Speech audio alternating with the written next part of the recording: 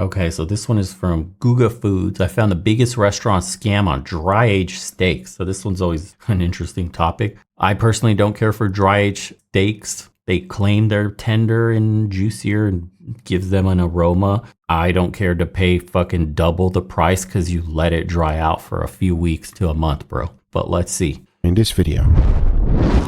Thanks Chef IQ for sponsoring this video. On today's video, we are exploring the biggest scam in the restaurant business. And on this video, we will all learn on how this shameless practice is made. So let's begin. Everything starts off with steaks. There are 3 beautiful prime ribeyes, 1.5 inches thick, and just exactly what you're looking for whenever you buy steaks. The first thing to do is to go ahead and get them seasoned. So for that, I kept it real simple. A good amount of salt followed by freshly ground black pepper and garlic powder. Every steak was seasoned exactly the same. However, 2 of them are going to have a completely different treatment. And to explain more about it, here's a professional chef that has been in the business for a very long time. Hi, I'm Brian Tsao, chef owner of Mission Sandwich Social, located here in Williamsburg, Brooklyn. I've been a professional chef now for nearly 2 decades, and during that time, unfortunately, I have witnessed a dry-aged steak scam at a New York City restaurant that I worked at many years ago, where they had a dish simply called dry-aged ribeye steak that was definitely not dry-aged, but they got away with it because they were using a blue cheese compound butter at the very end of the cooking process. So they would take a dollop of this blue cheese infused butter, melt it down, and baste the steak with it right before it was sliced and sent out to the customer. And I gotta tell you, every night, not a single steak came back because the customer tried it and complained, I've had many dry-aged steaks before and this is definitely not dry-aged. No, none of them could tell. I tasted it for myself and I couldn't tell. What I believe the blue cheese does is mimic some of the most important and distinctive qualities of a good dry-aged steak, and that's the funky, nutty aromatics and flavors. Night after night, these steaks were served. Night after night, not a single person complained about them. Unfortunately, I think it's probably still happening to this day. So let's see if this scam works. The first thing I needed to do was to find a good quality blue cheese. I went with this one. It is expensive and it's known as 1924 Blue. As you can see, this thing is full of funky town. Now the process is pretty simple. I first got some room temperature butter and mixed it with 2 tablespoons of this funky cheese. Once everything was fully mixed, I threw it down on some clinch plastic, rolled it up, and once it was solidified in the refrigerator, I went ahead and sliced it. And here we have our very first trial for this scam. As you can see, this compound butter turned out perfectly. But in order to do this properly, right after cooking the steak, I'll be melting the butter down on a pot, and that's gonna allow all of the milk solids to caramelize. Doing this will enhance the flavor tremendously, and my theory is that this will make the steak taste better, especially these brown bits that has been completely infused with blue cheese. However, we still got another scam to run through. To explain to us how it works, here's my second guest, a professional chef that has been in the business forever. My name is Chef Paul Denamiel, aka Frenchie. I'm currently the owner of Le Rivage restaurant. I've been born into this business, and so I've bounced around a lot of kitchens and I've seen a lot of scams. And the one I want to bring up today is the fact that some chefs will take a lower cut of meat, they will take rendered dry-aged fat and use that to paint the steak before it goes out to the customer. Definitely a no-no in my book. Now to run this experiment, it's pretty simple. This is a rib roast that has been dry-aged. See, man, and these are high-end places. So the China videos we watched where it was little street vendors and scrupulous like restaurants that were probably lower end and some middle grade ones that were making the news where people thought they were safe. These are high-end restaurants doing unscrupulous tactics to save money and deceive customers. You see this, the kind of bullshit I'm talking about? This is why cooking for yourself is important. You can't trust anybody. It's human nature that they cut corners for profit. Dude. Aged for 100 days. It is full of funkiness and should give us an incredible flavor of dry-aged steaks. And the first thing to do is to trim it. Now we're going to be using 2 things out of this. A little bit of the pellicle, which is the outer skin, and also a good amount of the fat. So once I was happy with the amount I got, I went ahead and chopped everything up in small pieces, threw it in a pan, and started rending out the fat nice and slow. As the only thing left to do now is to strain it, and there we have it. 100 days dry-aged beef tallow. Will it fake as a dry-aged steak? We're about to find out real shortly, because just like the previous one, I'm going to be adding this to the end of my steak. Now the wonderful thing about beef tallow is that it just becomes like butter once it cools down. Use this instead of butter and you are about to be in heaven. And it is truly shameless told us that restaurants use this technique to fool you. But just in case everything goes wrong, I wanted to go ahead and make an incredible side dish to go along with it. And if I ever had a restaurant, this will definitely be served. Now to make this, it might look really fancy, but trust me, it is super simple to make. The first thing to do is to soak some bone marrows in water. Doing this will clean out the blood inside. Then you want to broil them until you get a nice golden brown color, just like this. Now our very next component is going to be this. I know it looks like ice cream, but trust me, it's not. The first ingredient is this, cherries. You can literally find it in any supermarket. You'll also be able to find goat cheese. Now don't ask me why, but combining these two things together is just magical. As you can see, all you gotta do is to mix them together and make a ball. It does not get any easier than that. Next up is a chimichurri to go on top of the bone marrow. This one is also super simple. Into a bowl, combine some onions, followed by parsley, garlic, red wine vinegar, chili crisp oil, season it with a good amount of salt, mix everything well, and the red chimichurri is done. Next up is some roasted potatoes. Now I laid them down on a roasting pan, added a good amount of butter, followed by some garlic, some thyme sprigs, seasoned it with salt, and a good quality olive oil. Baked it in the oven at 350 degrees Fahrenheit. Once it was done, it was nicely golden, so I went ahead and transferred to a new dish. As you can see, they are looking good enough to eat already. However, we still gotta plate everything up. So I added my bone marrow right on top, followed by that wonderful spicy chimichurri we just made. We cannot forget about our goat cheese. As to finish it up, I added some chives. Now this is today's side dish, and I'll tell you one thing, it will please everyone. Not only is it delicious, but it just pairs up perfectly to go along with steaks. Talking about that, the only Bro, if you bust that out after you invite a girl over, you're fucking getting laid 100%. That's a 100% close rate right there if you learn how to cook that. Holy crap, dude.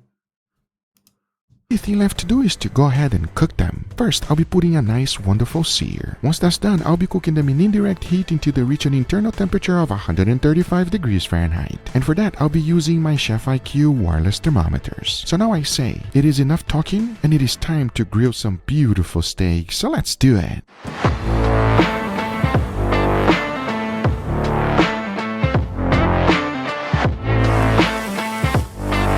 The only I hate living in an apartment. I don't have a grill. I have to pan sear everything. It's so annoying. Dude, I miss having a grill. This video is making me miss having a grill.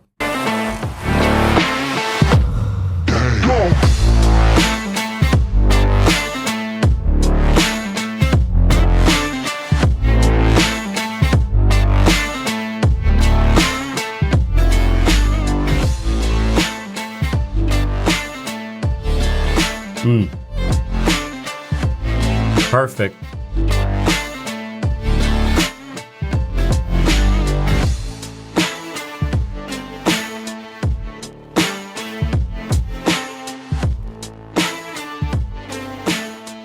Shit is making me hungry.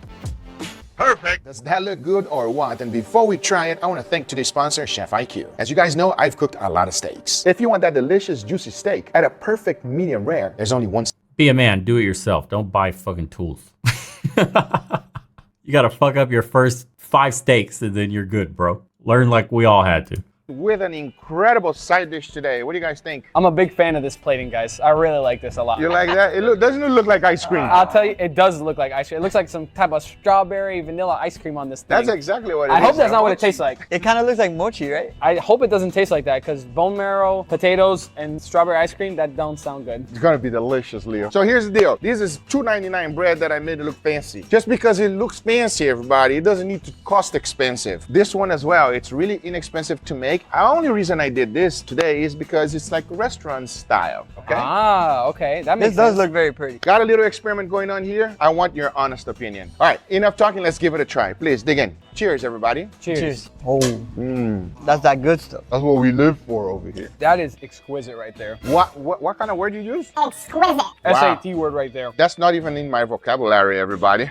These steaks taste extra good. It's just a perfectly seasoned steak with a beautiful charcoal flavor on it. I'm It's hungry. nice and beefy. It's exactly Damn. what you want from a steak. This is delicious. Same, Jasmine, same. Draco, baby, that's what it is. The kiss of the dragon, everybody. Can you tell what this one is? Probably control, right? Tastes like a control to me. Now the question is, let's see if it's gonna go up from here or down. We're about to find out right now. Dig in on the second one, please, gentlemen. Smell it and tell me what does it smell like. It smells a little funky. It smells like mold. Like a That's a good description, Leo. That's why you're the description guy today. So tender, so juicy, so beefy. If there's one thing I know about eating steaks here at Google Foods, it's not about the smell, it's about the taste. Absolutely right. Enough talking. Let's give it a try. Cheers, everybody. Cheers. Oh, Oh, that's real good, Leo. I like that. That's a good mold right here. Why are you making a weird face? it's like one of those that you have to analyze. Does it definitely taste different than the first one? Yeah. 100% different. There's definitely an added flavor here that wasn't on the first one. Is it good? It's strange, but it might be better. I definitely think it's an improvement from the control steak. I feel like there's a little bit of a moldy, fermented taste with this. I know that doesn't sound very appetizing, but it's kind of nice on this steak. Not gonna lie, guys. You calling my steak moldy and you saying it's good? I would eat this mold 10 out of 10 days. So it's an improvement. An improvement for sure. If you order this steak here on a restaurant, you will be pleasant with it. Yes. I mean, if I knew what it was and I asked for that, No, you don't. You will never know. All right, to cleanse your palates, we're gonna go ahead and try this side dish here, okay? So what this is, you want, why? You want to take the whole bone? Okay, that's fine. Yeah, you take the other bone marrow. Grab a piece of bread. Just mix everything together. Bone marrow, goat cheese, everything into the bread, and let's give it a go. Enough talking, let's give it a try. Cheers, everybody. cheers. That's good. It's a very unique flavor. A very sophisticated tasting side dish. There's a lot of depth of flavor here. I said, has anyone tried Wagyu? What's the difference? Yeah, if you can get your hands on real Wagyu at a restaurant that's high end and they know how to make it, they probably should. If it's real Wagyu, it's expensive as fuck. I think I spent, $900. I couldn't eat my meal prep for a month. It destroyed my taste buds. Every piece of meat I made for a good 30 days after I tried that Wagyu was fucking, couldn't do it. It made everything else taste like shit. Yeah. There's a restaurant in Atlanta that has authentic Wagyu. It's called Chops Lobster Bar. And they have the paperwork to prove it. And yeah, you go out there with your girl, you're spending over $1,000. Easy. And it will fucking ruin the taste of meat for you because it is that good.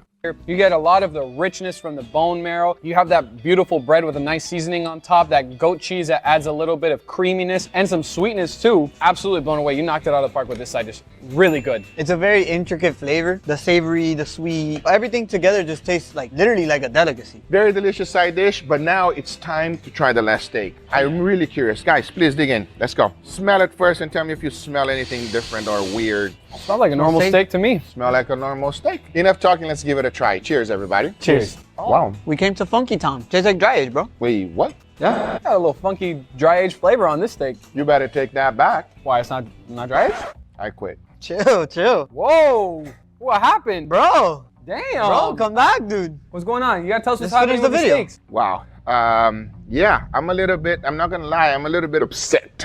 Not because of you guys. Experiment worked a little bit too well. Oh, that's a good thing. And I don't like it that it worked too well. And now I understand the reason why restaurants do it. This is not dry age, by the way.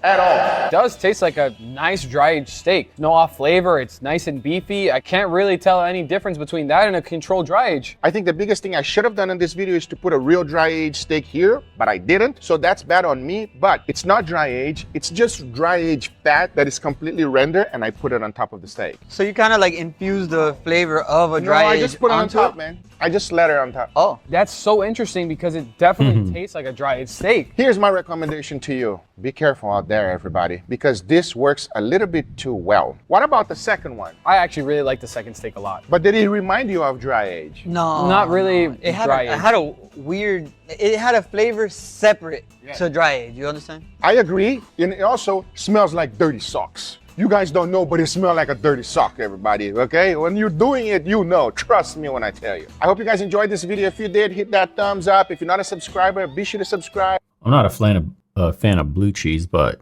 rendering tallow like that, I'm going to have to try it. Very interesting video. Not much to add there, except we got some fire recipes. And make sure you cook for yourself and don't spend double, triple the money for dry aged steaks at restaurant because you're getting gypped. Again, Google Foods.